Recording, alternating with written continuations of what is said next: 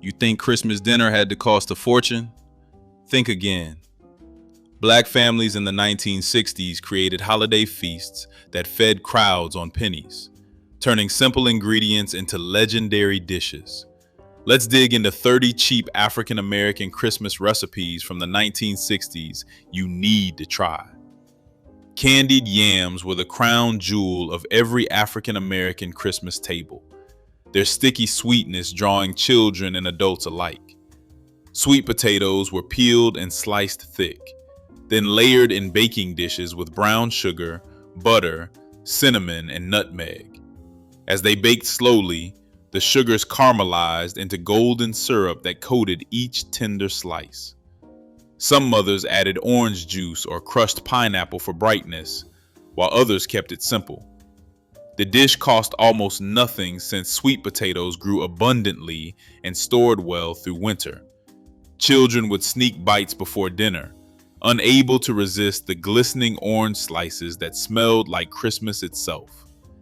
Candied yams represented both abundance and thrift, proving holiday luxury needed no expensive ingredients. Chitlins carried deep tradition to African American Christmas tables, their preparation a ritual connecting generations through labor and love. Pig intestines required hours of careful cleaning, soaked and scrubbed repeatedly until meeting the exacting standards of grandmothers who accepted nothing less. The clean chitlins were simmered slowly with onions, vinegar, and red pepper flakes until tender, filling homes with distinctive aroma. Families debated proper preparation, some preferring them boiled soft, while others fried them crispy in cast iron. The dish cost pennies since butchers sold intestines cheaply to those who knew their value. Chitlins appeared at Christmas because holidays provided time for hours of preparation, transforming scraps into delicacy that honored ancestors.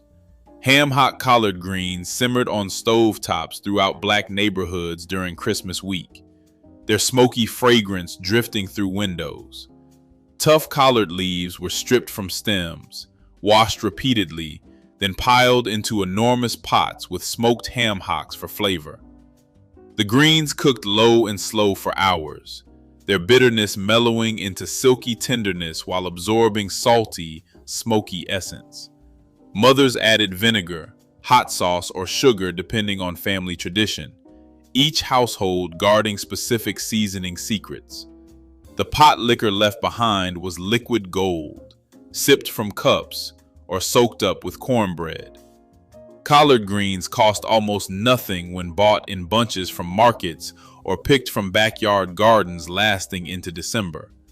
Cornbread dressing was the soul of Christmas dinner, its savory richness anchoring the entire holiday meal in African American homes. Mothers crumbled day-old cornbread into enormous bowls, mixing it with sautéed celery, onions, and sage that perfumed kitchens.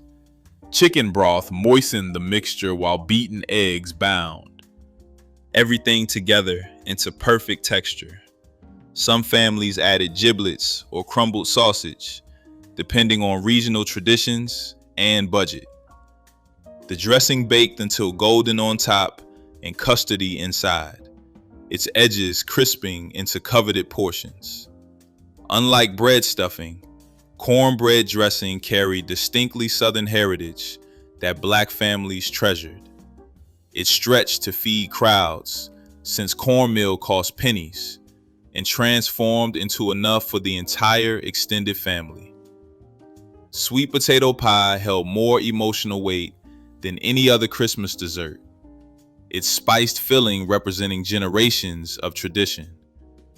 Roasted sweet potatoes were mashed smooth with butter, sugar, eggs, and evaporated milk until silky and fragrant with nutmeg.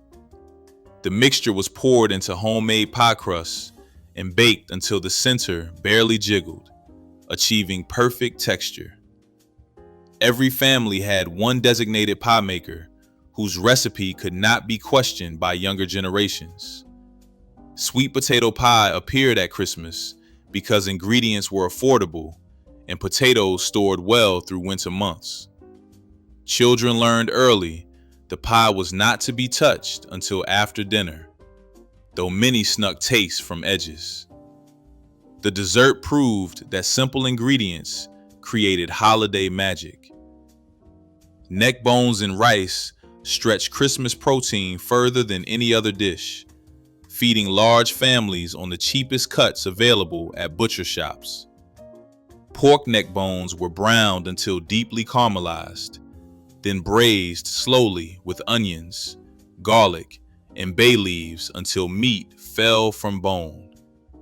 The rich gravy formed during cooking was spooned generously over mounds of fluffy white rice, each grain soaking up smoky, savory goodness. Mothers made this when budgets stretched thin, but tables still needed to look full and festive for visiting relatives. Neckbones cost almost nothing at counters where prosperous customers ignored them. The dish proved skilled cooks could transform overlooked ingredients into something everyone requested year after year. Hoppin John appeared on Christmas tables as both celebration and superstition, its black-eyed peas promising prosperity in the coming year. Rice and peas were cooked together with smoky ham hock or bacon, the starches absorbing meat drippings until every bite carried depth. Onions and garlic added aromatic foundation, while cayenne provided warming heat. The dish connected families to Gullah Geechee traditions stretching back centuries, carrying cultural significance beyond its simple ingredients. Mothers started cooking on Christmas Eve, letting it rest overnight so flavors could deepen. The dish cost pennies since dried peas and rice were pantry staples, storing indefinitely. Eating Hoppin John at Christmas ensured good luck, a tradition families never skipped. Peach cobbler bubbled golden and fragrant from ovens across Black households on Christmas Day, its fruit filling representing summer preserved for winter. Canned peaches were layered with sugar, cinnamon, and butter, then topped with biscuit dough that rose into tender crust during baking. The cobbler emerged with caramelized edges where fruit juices had thickened and dough had crisped into buttery perfection. Mothers served it warm, with cold cream poured over top or vanilla ice cream melting into golden pools. Canned peaches made dessert affordable year-round, their sweetness concentrated into something almost better than fresh. The cobbler assembled quickly between cooking tasks, baking while family gathered. Peach cobbler proved simple desserts made Christmas complete. Homemade eggnog was the Christmas morning drink that adults sipped while children wondered what made it special. Eggs were beaten with sugar until thick and pale, then combined with whole milk, heavy cream, and generous splashes of bourbon. Nutmeg was grated fresh over each cup, its warm fragrance signaling Christmas had arrived. The drink required careful preparation since raw eggs needed proper handling, but families considered effort worthwhile for tradition. Homemade eggnog cost far less than store-bought and tasted incomparably richer, its custard texture coating the tongue with indulgence. Children received virgin portions without alcohol, though they suspected adult versions tasted better. Eggnog appeared only at Christmas, making it precious throughout the year. Red velvet cake stood tall on Christmas dessert tables, its dramatic crimson layers representing celebration and culinary achievement. Cocoa powder and vinegar created distinctive flavor, while red food coloring transformed ordinary batter into something spectacular. The cake baked into tender, velvety crumb that sliced clean against stark white cream cheese frosting. Mothers prepared red velvet days before Christmas, allowing flavors to meld and frosting to set. The cake impressed guests who assumed its beauty required professional skill, not realizing how simple the recipe was. Red velvet became associated with Christmas because its colors matched the holiday perfectly. The ingredients cost little more than ordinary cake, yet results looked like something from a fancy bakery. Smothered pork chops were the centerpiece protein when ham was too expensive, but the table still needed impressive meat for Christmas dinner. Bone-in chops were seasoned heavily with salt, pepper, and garlic powder, then dredged in flour and fried until golden in cast iron skillets. Sliced onions were added to the drippings, cooking down until soft and sweet before broth was poured in to create rich gravy. The chops returned to the skillet, covered tightly, and simmered until fork tender and falling from the bone. The gravy thickened as it cooked, coating each chop in savory goodness that demanded to be spooned over rice. Pork chops cost far less than roasts or hams, yet smothering transformed them into something that tasted like pure celebration. Giblet gravy turned the parts most people discarded into the most sought-after sauce on the Christmas table. The neck, heart, liver, and gizzard from the turkey were simmered until tender, then chopped fine and folded into pan drippings thickened with flour. The gravy emerged dark, rich, and deeply savory, carrying flavors that store-bought versions could never match. Mothers made it while the turkey rested, working quickly to have everything ready when carving began. Children who claimed to hate organ meats devoured giblet gravy without knowing what made it special, asking for seconds over their rice and dressing. The gravy cost nothing extra since giblets came free inside every bird purchased. Making giblet gravy honored traditions of using everything and wasting nothing. Dirty rice earned its name from the bits of chicken liver and gizzard that gave it speckled appearance and deeply savory flavor. The organs were ground or chopped fine, then cooked with onions, celery, bell pepper, and plenty of seasoning until fragrant. Rice was stirred in along with chicken broth, everything simmering together until grains absorbed the meaty, seasoned liquid completely. The dish stretched protein further than almost any other, a small amount of offal flavoring enough rice to feed a crowd. Dirty rice appeared alongside the main dishes, its boldness cutting through the richness of holiday meats and gravies.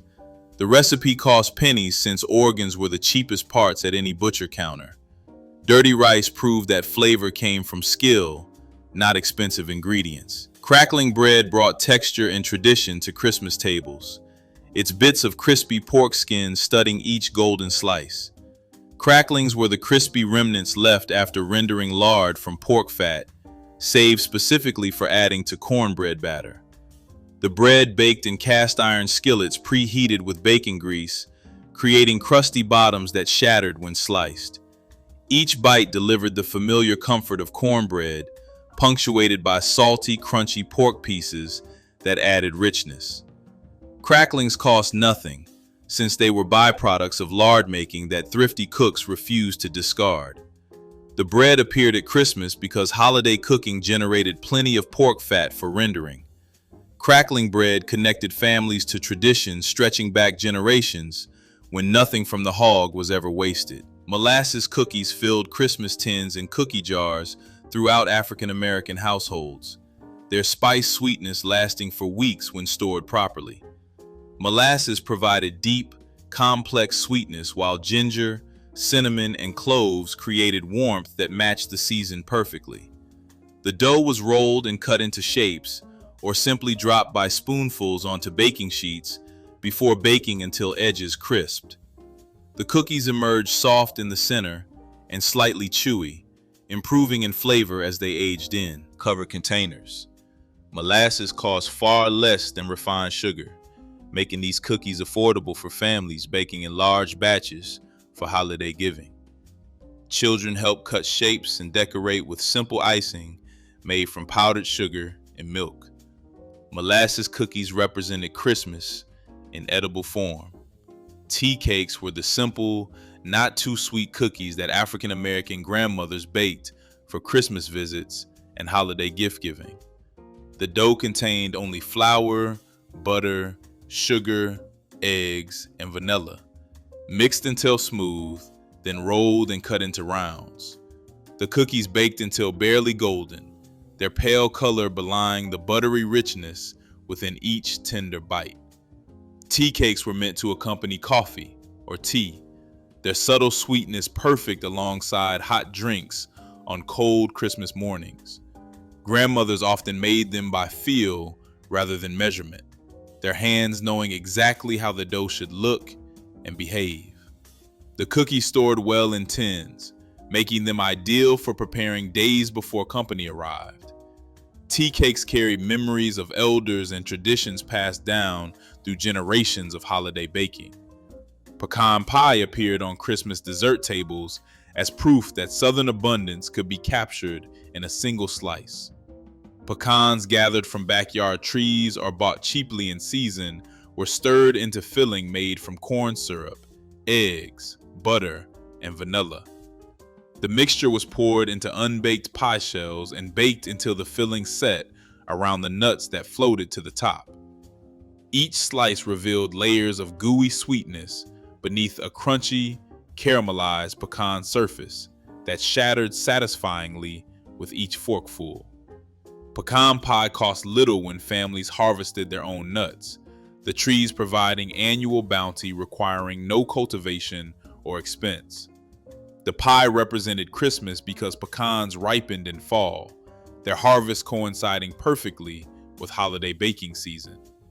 Bread pudding with sauce transformed stale bread into Christmas dessert that tasted like intentional luxury rather than thrifty rescue. Day-old bread was torn into pieces and soaked in custard made from eggs, milk, sugar, and vanilla until completely saturated. Raisins, cinnamon, and nutmeg were folded in before the mixture baked into golden, custardy squares. The sauce made everything special, whether bourbon spiked butter sauce or simple vanilla cream poured warm over each serving. Bread pudding appeared at Christmas because holiday baking left plenty of bread scraps needing purpose before they went stale. The dessert fed crowds cheaply, a single loaf of bread stretching into enough pudding for a dozen servings. Nothing embodied thrifty elegance better than bread pudding dressed in holiday sauce. Fried corn was the side dish that reminded families of summer gardens even in the middle of December holiday celebrations. Corn kernels cut from frozen or canned cobs were fried in bacon drippings with onions until the natural sugars caramelized and edges turned golden brown. The corn was seasoned with salt, pepper, and sometimes a pinch of sugar to enhance its natural sweetness further. Some mothers added cream near the end, creating a richer dish that bordered on creamed corn but retained more satisfying texture.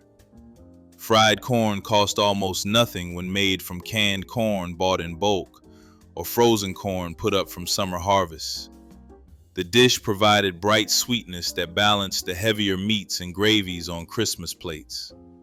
Potato salad was essential to every African American Christmas spread, its creamy tanginess cutting through the richness of holiday meats. Potatoes were boiled until tender, then cubed and dressed while still warm so they absorbed maximum flavor from mayonnaise and mustard. Chopped celery, onion, sweet pickle relish, and hard-boiled eggs were folded in, each family adjusting proportions to match their specific traditions. Some added paprika on top for color, while others insisted on keeping it plain and letting flavor speak for itself. Potato salad was made a day ahead, allowing time for flavors to meld in the refrigerator overnight. The dish stretched affordably since potatoes and eggs cost little, yet no Christmas plate felt complete without a generous scoop alongside the greens and meat. Oxtail stew simmered for hours on Christmas Eve, transforming the cheapest cut at the butcher into the richest dish on the holiday table. Oxtails were browned until deeply caramelized, then braised with tomatoes, onions, carrots, and potatoes until the meat fell from the bone. The marrow melted into the gravy, creating silky richness that no other cut could match. Mothers started the stew early in the day, letting it bubble gently while they prepared other dishes. The smell drew family members into the kitchen, sneaking tastes and asking when dinner would finally be ready. Oxtails cost almost nothing because most shoppers passed them by without recognizing their potential. The stew proved that patience and skill transformed humble ingredients into something truly magnificent. Pound cake was the dessert that anchored every African American Christmas dessert table. Its dense, buttery slices satisfying without overwhelming. The classic recipe called for a pound each of butter, sugar, eggs, and flour, creamed together until smooth and baked until golden. Some mothers added vanilla or almond extract, while others kept it pure to let the butter flavor shine through. The cake sliced cleanly and kept well for days, improving as it aged on the counter under a glass dome. Pound cake appeared at Christmas because it could be made ahead and served to unexpected guests without any additional preparation needed. Children ate it plain, while adults paired it with fruit or whipped cream for something fancier. The cake represented tradition passed down through generations of holiday baking. Banana pudding appeared at Christmas gatherings in enormous bowls, its layers of vanilla wafers, custard, and sliced bananas disappearing faster than any other dessert. Homemade vanilla custard was cooked on the stovetop until thick, then layered while warm over cookies and fresh banana slices. Meringue or whipped cream crowned the top, toasted golden if meringue was used. The pudding needed time to set, allowing wafers to soften into cake-like layers that melted on the tongue. Bananas were affordable year-round, making this dessert possible even when budgets were tight. Children hovered near the bowl, begging for early tastes that mothers pretended not to allow. Banana pudding carried pure comfort, its creamy sweetness representing everything good about holiday gatherings. Red punch flowed at every African American Christmas gathering, its bright color and sweet fizz delighting children and adults alike.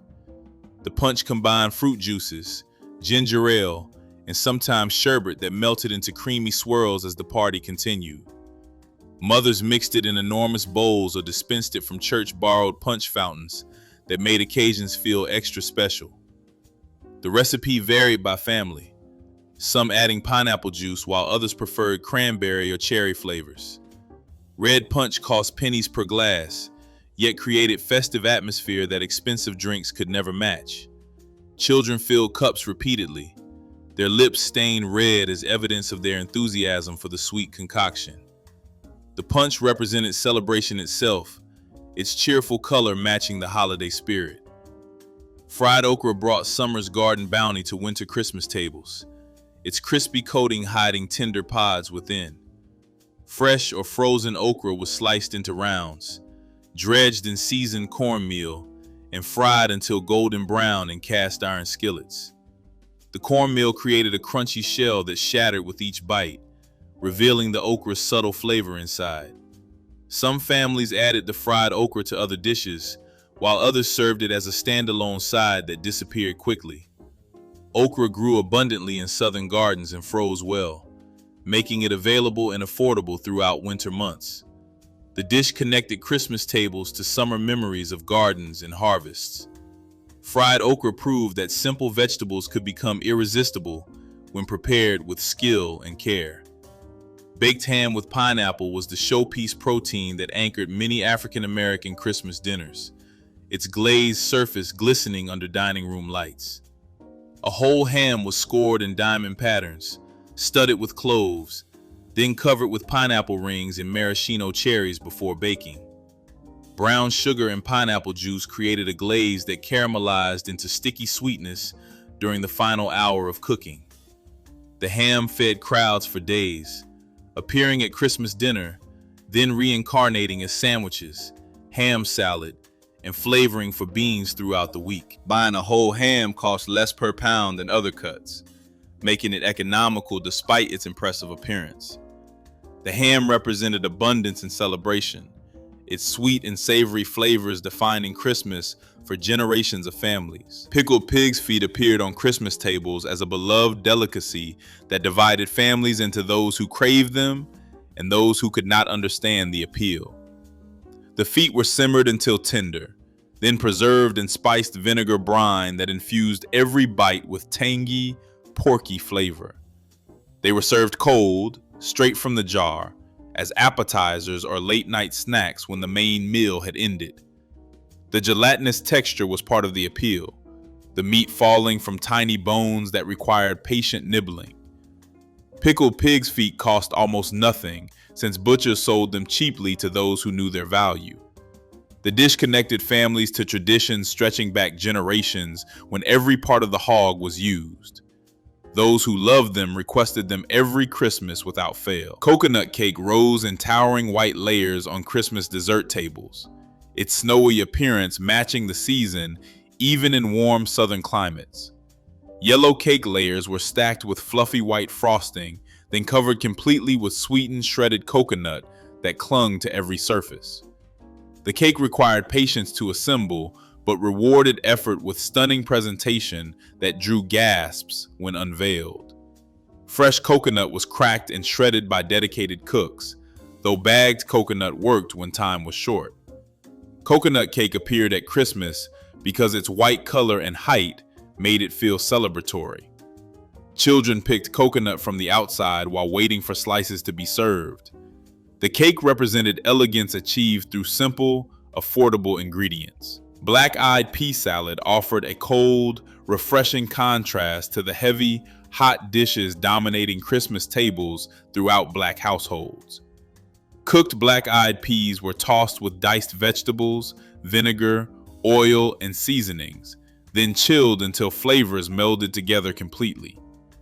Bell peppers, onions, and celery added crunch, while the tangy vinaigrette provided brightness that cut through rich holiday foods.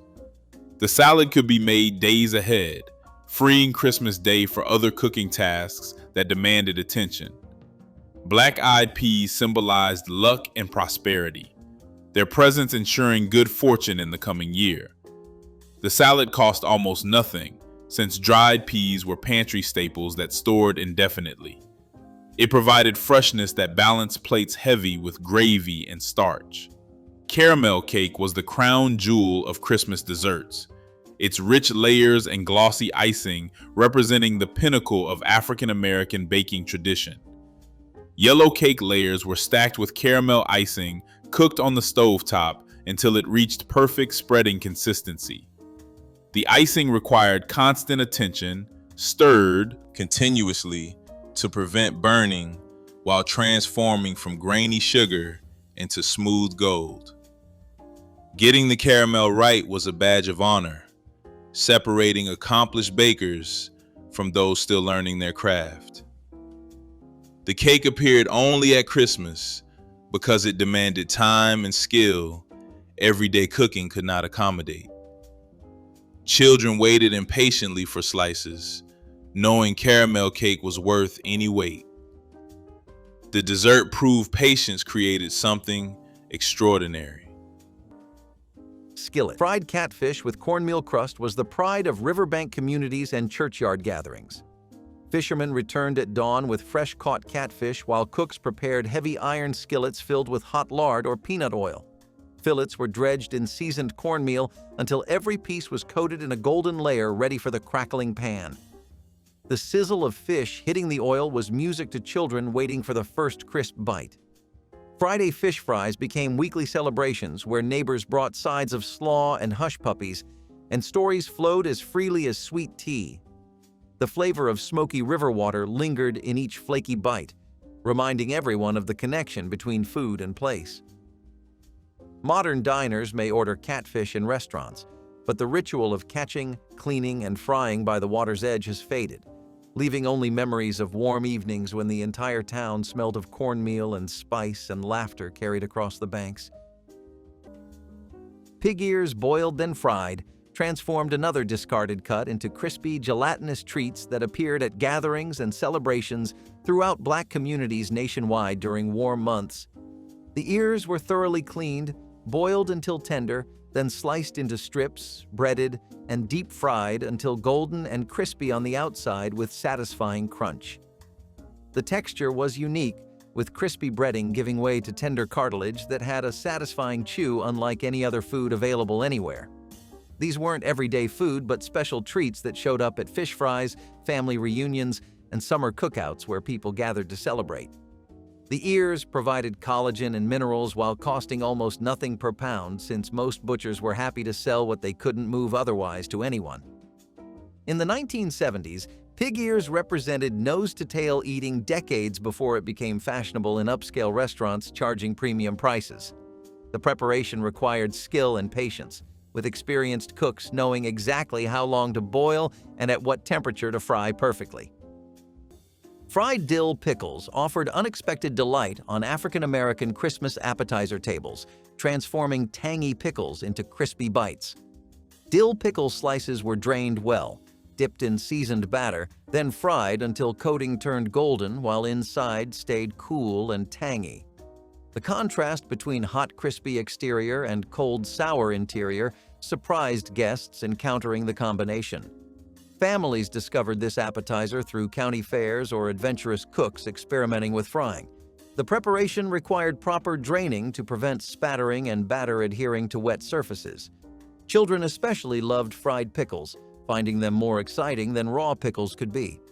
Served with ranch dressing for dipping, they disappeared quickly from platters. Fried dill pickles represented African-American spirit of culinary innovation, transforming familiar ingredients into something making people smile. Green tomato slices served with remoulade sauce were crispy, tangy bites that introduced children to Southern traditions, the cornmeal coating providing crunch while the tart tomato inside stayed firm and flavorful. Mothers would slice green tomatoes thick, dredge them in seasoned cornmeal mixed with flour and spices, then fry them in hot oil until golden brown and crispy. The remoulade sauce was made from mayonnaise, mustard, pickles, capers, and spices, creating a tangy, creamy dip that complemented the fried tomatoes perfectly. Each slice was served hot with a small dish of sauce for dipping, the combination of temperatures and textures making every bite interesting. In 1970s, Black households, fried green tomatoes represented end-of-season resourcefulness, using tomatoes that wouldn't ripen before frost to create something delicious. Children loved fried green tomatoes because they were crispy like French fries but tasted tangy and different, expanding their understanding of what vegetables could be. Lemon drops were hard candies that puckered mouths and brightened winter days with bursts of citrus sunshine. Sugar cooked to hard crack stage received lemon oil and citric acid. The mixture poured quickly into molds or dropped onto greased slabs before hardening. The finished drops were intensely sour-sweet, each one lasting several minutes as it slowly dissolved on the tongue.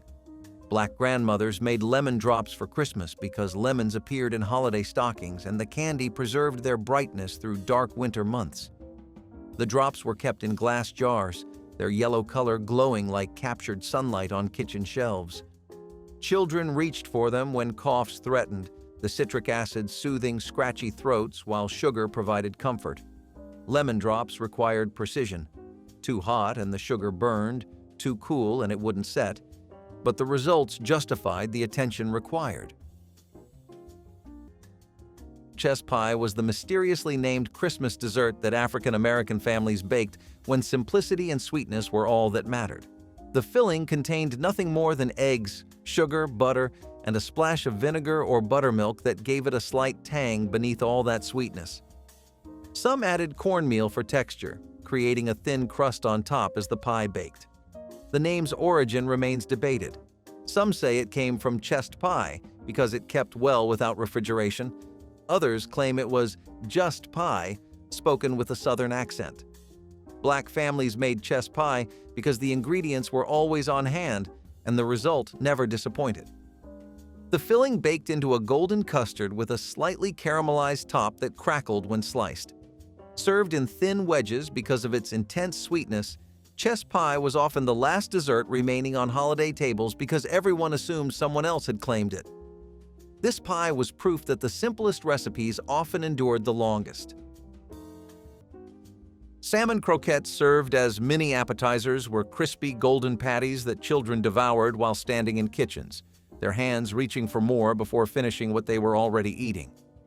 Grandmothers would drain cans of pink salmon, carefully picking through the meat to remove bones and skin, then flaking the fish into mixing bowls where it was combined with chopped onions, bell peppers, beaten eggs, cornmeal, and seasonings. The mixture was shaped into small patties, pressed firmly to ensure they held together, then carefully lowered into hot oil where they sizzled and turned golden brown. The exterior developed a crispy crust while the interior stayed moist and flavorful. In 1970s, Black households' salmon croquettes were economical elegance, transforming canned fish into something special worthy of holiday tables. Children loved them because they were handheld, didn't require forks, and packed protein and flavor into every crispy bite. Bourbon balls carried adult sophistication onto Christmas candy platters, their boozy centers reserved for grown-up gatherings where children weren't meant to partake. Crushed vanilla wafers mixed with cocoa, powdered sugar, and corn syrup formed the base, but the bourbon was the soul, enough to taste without overwhelming, creating warmth that spread through the chest with each bite. The mixture was rolled into balls, then coated in additional powdered sugar or dipped in chocolate for a more refined presentation. Unlike baked goods where alcohol cooked away, bourbon balls kept their kick, the spirits mellowing over days of storage but never disappearing entirely. Church ladies made them for holiday parties, understanding that some traditions belonged exclusively to adults. The candy represented the dual nature of Black holiday celebrations. Family-friendly festivities alongside adult pleasures kept separate but equally treasured. Bourbon balls connected Christmas to other occasions where spirits flowed and good times followed. Devil's food cake layers were the rich, chocolatey showpieces that often appeared on New Year's tables, the kind of dessert meant to end the year with something bold and memorable. These layers were dark, soft, and deeply flavored from generous amounts of cocoa and butter, rising tall and irresistible. The frosting, thick and glossy, was spread between each layer like a celebration hiding inside the cake itself. Grandmothers made this cake when they wanted to impress, and they always did. The first slice revealed a dramatic stack of chocolate layers that made people lean forward without even realizing it. Children asked for the corner pieces with the most frosting, while adults tried to pretend they were satisfied with smaller slices. The cake tasted indulgent, luxurious, and comforting all at once. It marked the close of one year and the hope of another, reminding everyone that even during difficult times, holidays were meant for joy. Cornbread dressing made from scratch became holiday tradition that stretched expensive turkey into meals feeding extended families gathering from across cities and states for celebration. Day-old cornbread was crumbled and mixed with sautéed onions, celery, sage, chicken broth, and eggs, then baked until golden on top and creamy inside with perfect texture.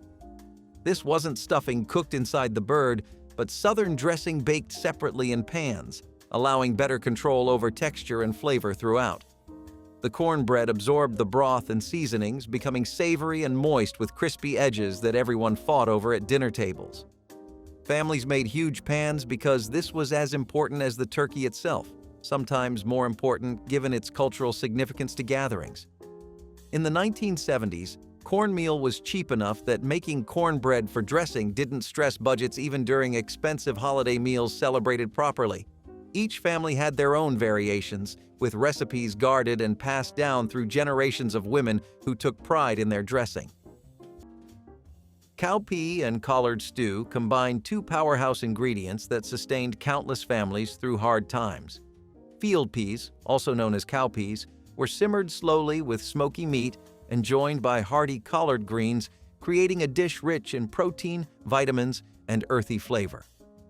The long cooking process filled homes with an aroma that signaled comfort and nourishment.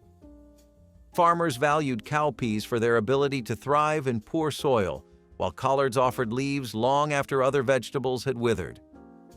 Together, they made a meal that cost little but fed many, reflecting a tradition of resourcefulness and care. Mothers and grandmothers seasoned the pot with onions, garlic, and pepper, each adding a personal touch passed down through generations. Families gathered around the table with slices of cornbread to soak up the flavorful broth, finding strength in every spoonful.